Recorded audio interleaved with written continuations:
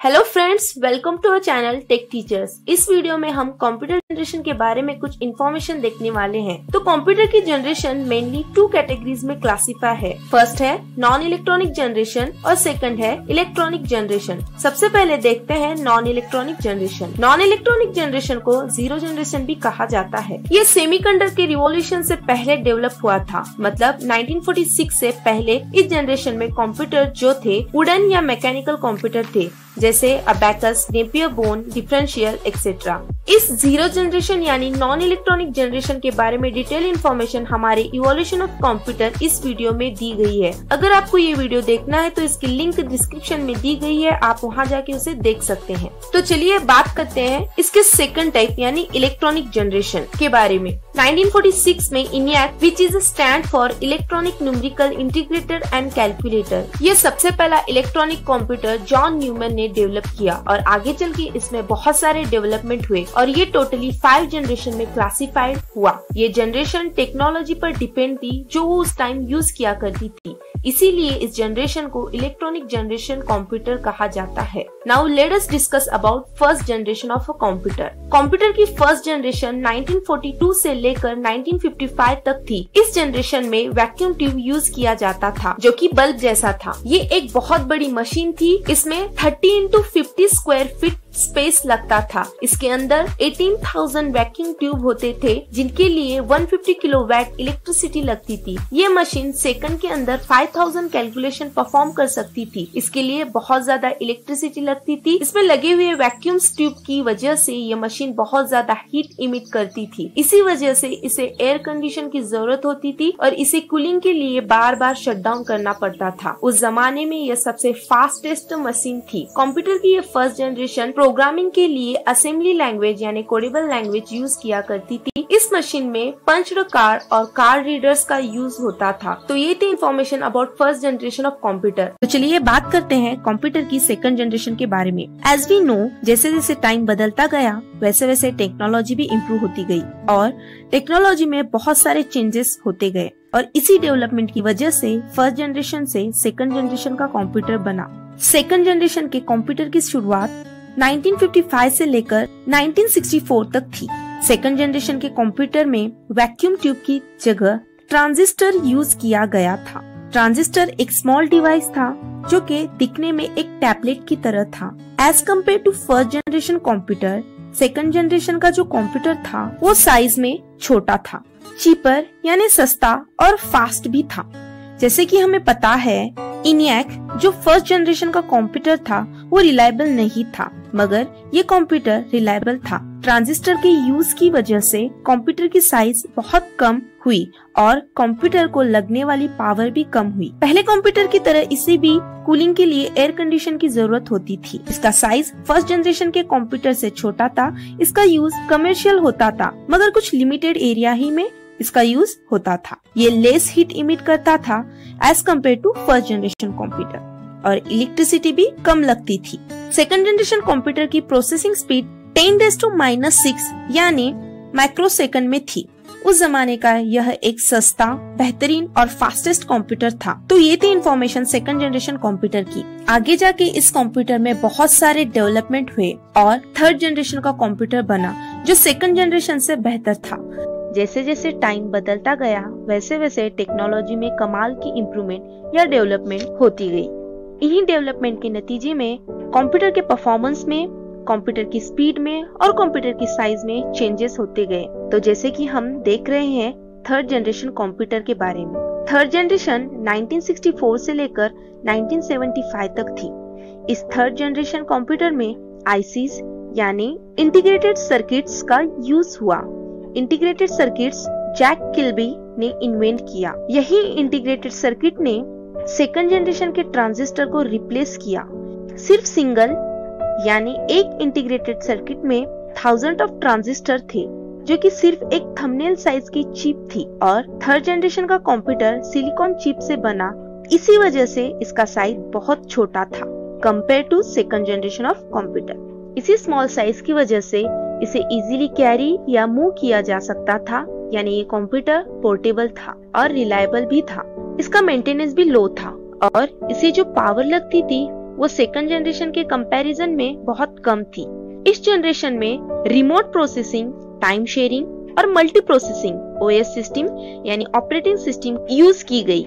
ये operating system different application same time में run कर सकती थी और इस जनरेशन में हाई लेवल लैंग्वेजेस जैसे COBOL, pascal, basic, ALGOL 68 etcetera languages use किए जाते थे ड्यूरिंग जनरेशन। ये कंप्यूटर फास्टर था, इसकी प्रोसेसिंग स्पीड 10⁻⁹ सेकंड यानी नैनो सेकंड में थी। इसे इलेक्ट्रिसिटी तो कम लगती थी, मगर पिछले कंप्यूटर्स की तरह ये कंप्यूटर भी हीट जनरेट करता था, बट कुछ लेस अमाउंट में। इसे कूल करने के लिए एसी की जरूरत होती थी। ये कंप्यूटर कमर्शियल और साइंटिफिक एप्लीकेशन इन दोनों के लिए यूज किया जाता था।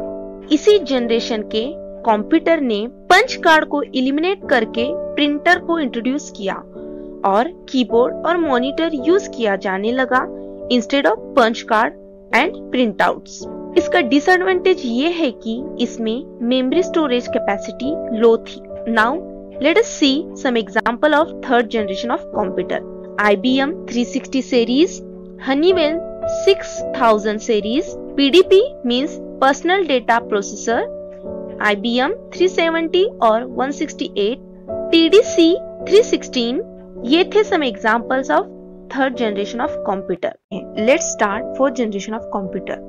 The period of fourth generation of computer starts from 1975 to 1989.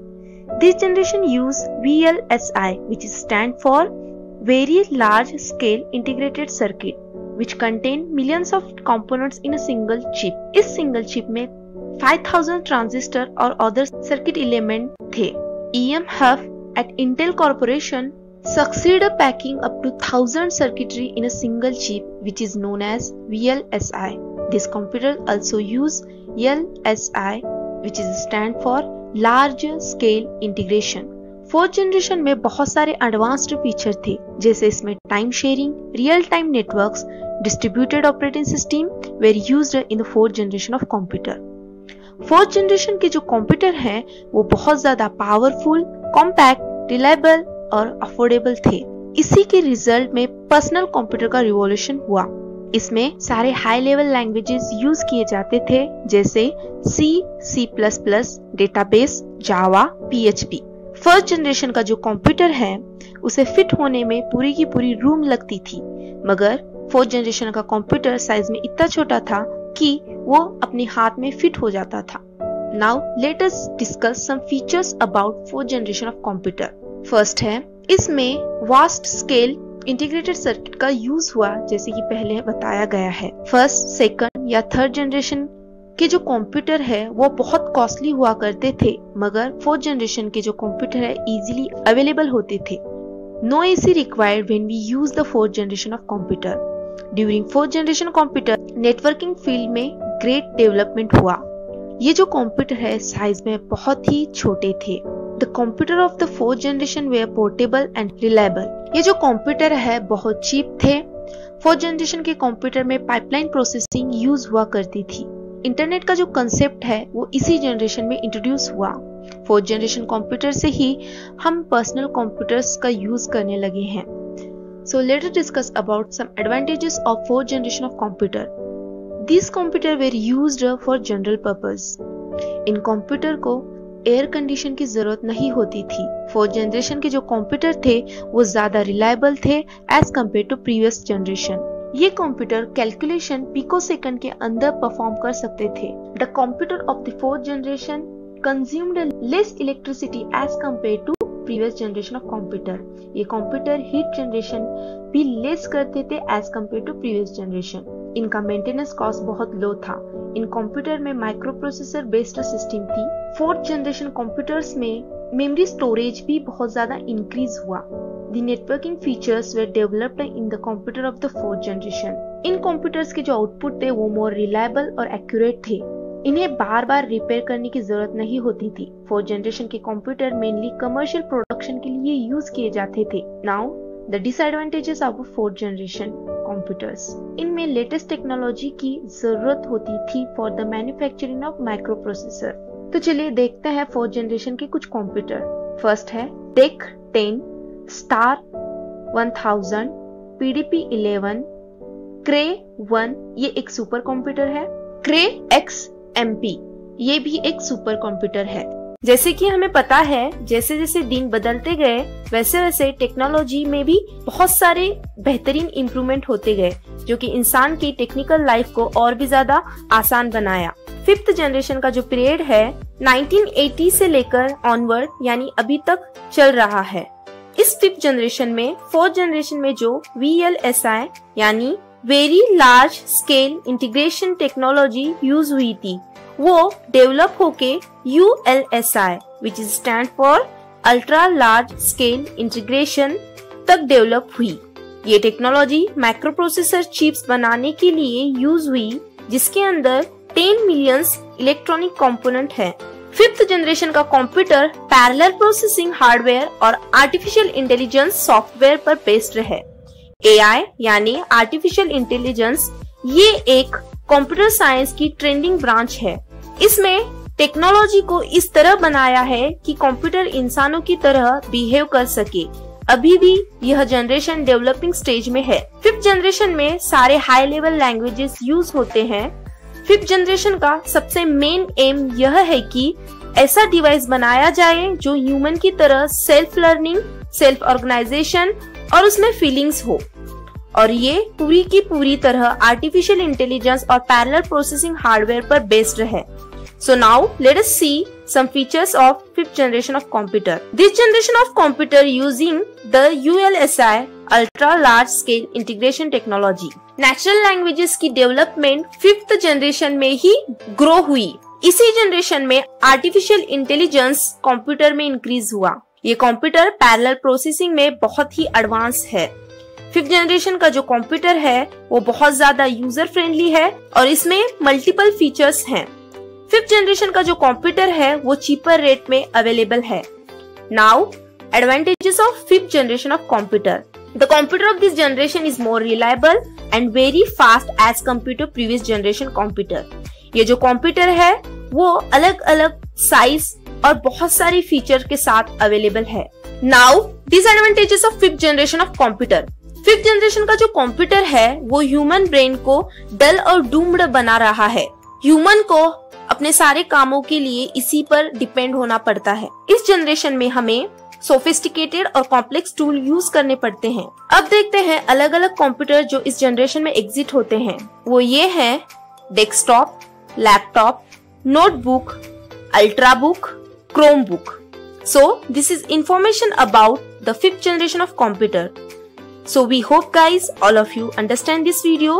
If all of you like this video, please like, share and subscribe our channel and press the bell icon for the notification of our new videos.